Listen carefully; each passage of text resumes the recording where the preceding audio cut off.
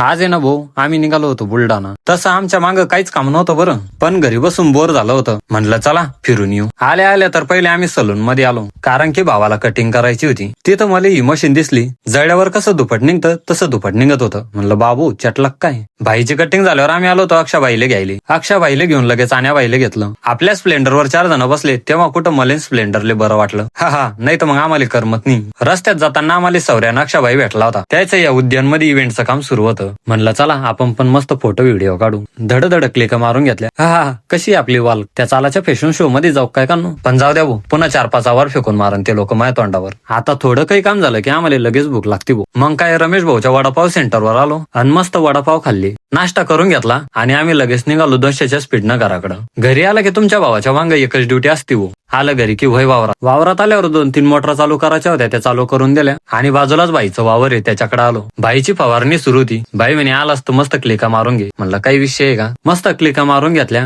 आणि लगेच घराकडे निघालो. चला भाऊ आजच्यासाठी एवढंच. मी निघतो घराकडं. तोपर्यंत तुम्ही घ्या फॉलो करून.